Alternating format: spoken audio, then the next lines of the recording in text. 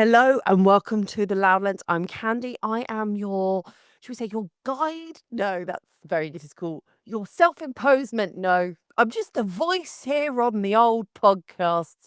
I don't know, playing field, teaching you about photography, what I know, how I know. And one of the things I've noticed lately, which is very cliche, I've noticed this very lately, is that a lot of people are talking about you need to know your client, and I have definitely said this in past podcasts. So please go back and check those. But I don't think we really talk about it. So what that actually means, I wanna this episode is all about who your client is and how you find them, because I think it's really important that when people say, "I need to look for your client," we're kind of blasé over that, and I wanna do a few more in-depth helps on marketing.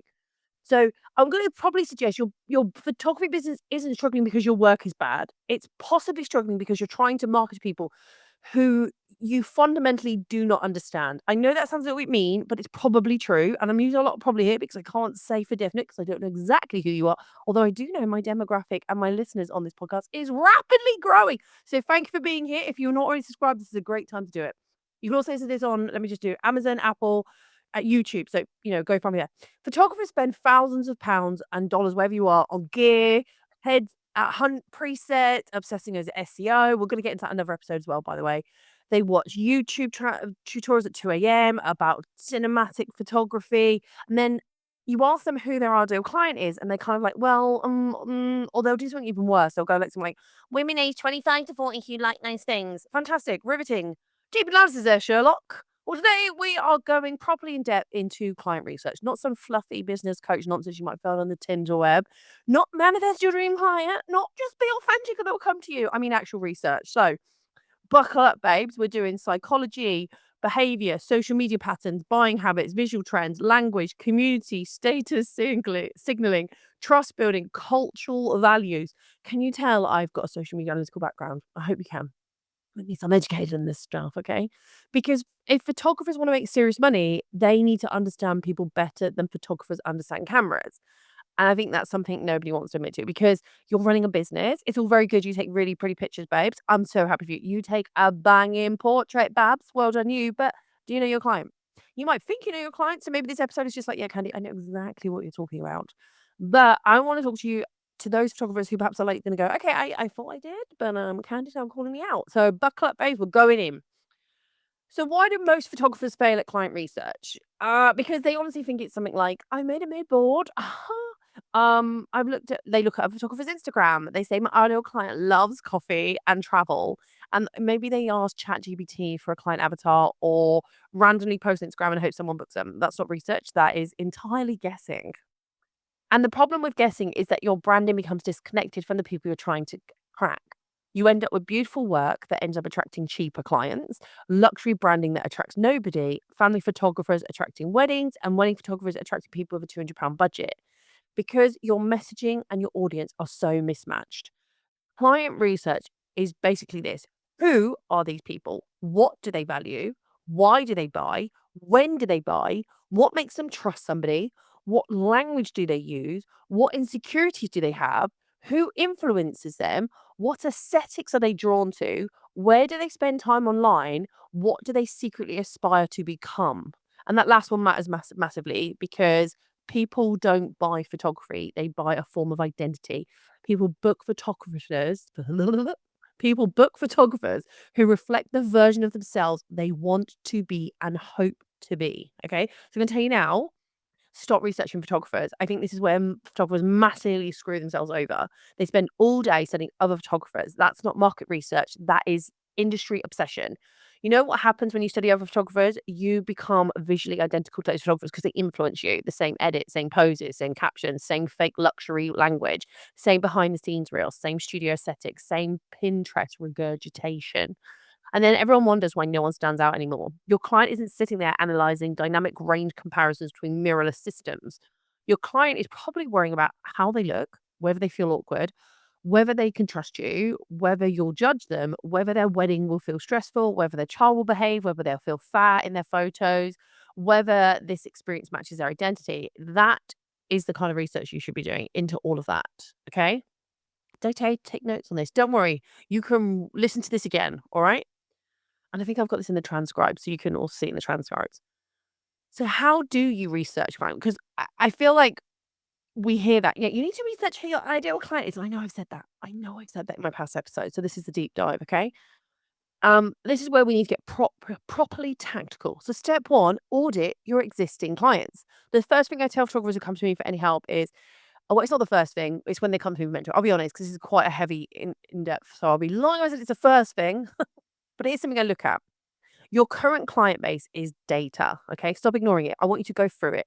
Look at your Instagram followers. Who's booked you? Inquiries, repeat clients. Who's referred people? Who's spent the most? Whose clients have you genuinely enjoyed working with? Now, I'm able to do this because I have Studio Ninja. I know I go on and on about this. I can track because I set it up if they're a returning client, if they're word of mouth, how I can look at who's spent the most with me over time. I can do all that thanks to Studio Ninja. I'm not saying you need that, but client management software would make this hella easy. But whatever system you've got, just use it. If you want to look at Studio Ninja, there is a discount code somewhere in the bio or in my link somewhere. Okay. But anyway, client management software has helped me with this, but you can do what you've got there. Okay. And it might not be you're at the stage yet where people are buying loads, but look who's your repeat client is at the very least. And I mean, look for patterns, not service, excuse me, not service level nonsense. Look at clothing brands they wear, holidays they take, restaurants they visit, influencers they follow, film festivals, music festivals they attend, their job roles, how they write their captions, whether they use emojis, whether they value luxury or authenticity, whether they care about aesthetics or emotion, whether they're image conscious, whether they, in fact, what causes they support, how they decorate their homes, whether they post polished content or chaotic real life content, because that tells you who your current clients are. And if you understand who they are, you can use all that to market to them because you take all that information and you go, okay, so they write caps like this and they like to use emojis. Okay, so I need to make stuff like that for them because that's the kind of client I want to attract, if that's what you want to use.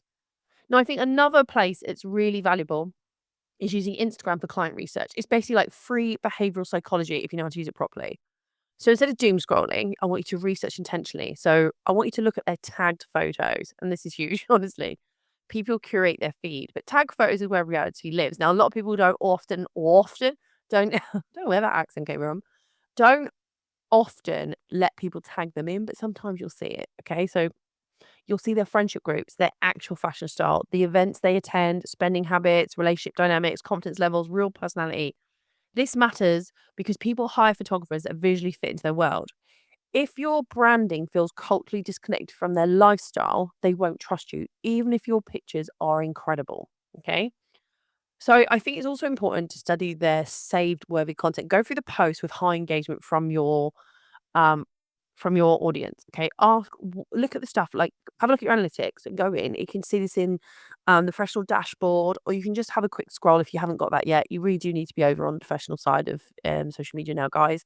Be it in metadata or if you're looking at a professional profile, like you're a content creator or a business on Instagram, you need to really sort this out, okay? Because you need those analytics to help you. That might be why you're struggling as well. So go through the posts that you've seen high engagement. And when I say engagement, like amount of comments or people liking a lot, but particularly look for stuff with comments. I think that helps you. Ask what do you think hooked them? What emotional language works? Are they responding to humor, vulnerability, luxury, educational authority, relatable chaos? Because your content should then mirror their psychology and not your ego. Okay. So you want stuff to look right to that looks that you want stuff that goes to them. Oh, that's like my life. That's what I do, and you want it to resonate with them, okay? So if you are like this clean girl aesthetic, right, but you're attracting clients that are not in that realm, maybe they're into maximum dressing and dopamine dressing and all of that, there's a disconnect there, okay? If you are going for that clean girl client, the I don't know, I'm not, it sounds awful when I say this, but it's a type of aesthetic, right? Um, Maybe you're not in the clean girl realm because, hey, you're not connecting with them because your content and the way you talk isn't attracting them. But there's something about what you're attracting is attracting the dopamine girlies. But again, your photos don't reflect that. So this is where there's disconnect coming. People don't know who you are and I don't identify you as a photographer. Okay. So I also think watching stories is like a gold mine. People's stories reveal routines, habits, family dynamics, spending patterns, insecurities, priorities, aspirations. Watch enough stories and patterns become obvious. And before anyone gets weird about this isn't manipulation. You're not stalking your client. Okay, I guess kind of you are. It's understanding people properly instead of screaming to the void with some random marketing. You need to do your research. And whenever I get a client and they, I ask for their social media so I can tag them, I will go look if it's open. I don't force myself onto that, but it's interesting to see what they like and what they post. It's very interesting to do that. This is why it's social media. You have to look for things like this should be part of your like. It annoys me so much when people go to me, I haven't got time for marketing. I'm like, so how are you getting clients in? Are they trolling? But you're not getting enough clients. No. So maybe you need to make time for more marketing because it sounds to me like you're not shooting as much as you want, but you want more clients. So where is that time coming from if you tell me you don't have time for marketing, but you want to shoot more for clients? Because obviously the time for clients is the time for marketing. How are you going to make that work? So for me, marketing is one of the biggest things your business needs to be regularly looking to. I have a marketing Monday where I sit on Mondays and I go through all my marketing and what I want to do for that week. I don't just market for the week, I market for the month, the quarter, and the year in that. I have little jobs I do every time. Um, and I really enjoy it. I do a lot of my recording on so Sunday's my social media Sunday, which is where I do a lot of my recordings. But I also look at my marketing in that to see the marketing around any of my podcasts that might have been picked up quite massively. And just certain things that have really resonated. Okay. So for me, I make the time. It doesn't have to be hours because once you get used to looking at things, you get to notice patterns quicker. You get better at it. Don't assume you have to go in straight away and everything is just handed to you so quickly. It's not. Okay. I also think somewhere is really good is Facebook groups. They're like free market research, I swear. This one's massively overlooked because I think some photographers think Facebook is dead. It isn't. Potentially your clients are still there, especially if your clients are mums, newly engaged couples, business owners, local communities, niche hobby groups. Join groups where your clients already exist, not photography groups, client groups, and observe what questions keep coming up. What are people complaining about? What scares them? What frustrates them about photographers? What price shock them? What experience matters to them? And this is really priceless information because now you can market directly answering those fears before people even inquire. Okay. I know people get really freaked out by a lot of things when they're going to book a photographer. They're worried about getting ripped off. They're worried about reputation. So particularly in this day and age where I'm seeing a lot of people complaining about photographers failing to show up at weddings, if you're in the wedding industry, I would be like, I would appease that. Of all ways, I've never not shown any. And just be like the photographer who always shows up, that kind of thing. Like at least you're subtly hinting at that, and it can dispel that comment for them. But even when you have it in your FAQs on your website or when you're talking to a client, you can say, "Hey, this is what I do," right? I also think there is other places you can look, be it Reddit, TikTok, Pinterest research. Reddit is where people actually say what they think is a bit anonymous. So look at wedding photographer regret, bad photography experience, family photos anxiety, what makes a good photographer, and read. You might discover some emotional pain points photographers never talk about. Reddit is insane. It's some of the I go down wormholes. Sometimes it is a client who has quite Delulu expectations, and that should have been set by their photographer when they set the expectations, but still, these people do walk among us. But sometimes it's something as simple as like, I had a photographer. It was one I was reading the other day. The photographer, she was in I think Salisbury in the UK here, and they'd hire this photographer, and she had not delivered the images for 5 weeks, and they kept just giving excuse after excuse, and they said, "This is what annoys me, like, I don't know what to do," and people were like, "What's in your contract?" "Oh, I didn't have a contract." So, I feel like you can answer, "Oh, sign a contract with me, have a contract." Why? Because I'm not scared of being professional, all that kind of stuff. It's something you could buy, talk about. I also think TikTok's a great place because it shows cultural trends in real time. It shows fashion trends, aesthetics, humor styles, audio trends, identity trends, dating culture, parenting culture. Because photography doesn't exist in isolation, it exists in culture. You can use all of this. So audio trends, you can somehow link. I'm not asking you to dance because I know everyone hates that, but you can link it to like you can have trending audio and talk about photography in it. You can notice people's humor and add it to your style as long as you bring it back to your photography and the style of client you're going after. Really lean into it. And Pinterest tells you about aspiration. So you can see what maybe people save because it will tell you what they want to become. Um, it's almost like Pinterest is future self psychology. It's like, I I want to be this person. I'm going to save this picture, and that's who I'm going to aim to be. I mean, even I've got my own little Pinterest board that says "future me" on it, like how I want my hair to look, how I want Like my next holiday, I just save it all on this board. It is private also, so you can't go see it, but you can find me on Pinterest. It's all about this stuff that you can look at and see. And also, if your clients send you Pinterest boards, you can see what they are liking and what they're looking at. Does their Pinterest board reflect the images you're going to deliver to them? And obviously there is some expectation there. You have to do like, I can't make you look like this because you're not 7 foot tall. But also, we're not on a basketball court and you're not going to climb up onto the basket. For example, that was me at a photo shoot the other week. Client who had a fear of heights sent me pictures of a model sat on a basketball hoop. And I was like, are you sure you want that? She was like, no, I just like the colors. I was like, okay, cool. Because, honey, you ain't getting up there. You're scared of heights. Mm, drinking freshly made coffee. Still decaf, you'll be pleased to know. At some point, I need to break that. I do need to break that. Anyway, so I think the biggest mistake people make is copying luxury without understanding it because photographers love pretending to be luxury, and I think they are pretending. It's on their websites, it's on their choice of fonts, the editorial poses, and the minimalist captions. But luxury isn't aesthetics. Luxury is emotional safety. Luxury clients buy confidence, reliability, exclusivity, ease, status, trust, and emotional regulation. You can't fake that with some blah branding. If your client research is poor, your branding becomes more costume jewelry instead of Cartier. Okay. You need to go where your clients go. And I think this is my photographers avoid this because it requires some effort. If your clients attend horse events, comic cons, fashion shows, baby groups, fitness expos, luxury weddings, I don't know, what luxury wedding fairs should we say, local markets, business related network, you should go to, not to aggressively sell yourself, but to understand the culture in which your client puts themselves in. You can't market authentically to communities you don't spend any time around. Okay. And I know that means I don't want to go. Well, honey, you got to research. This is something you need to be doing. Clients want to feel seen. Okay. People book photographers who make them feel understood, not photographers with the sharpest image, not photographers with the most followers. Understood.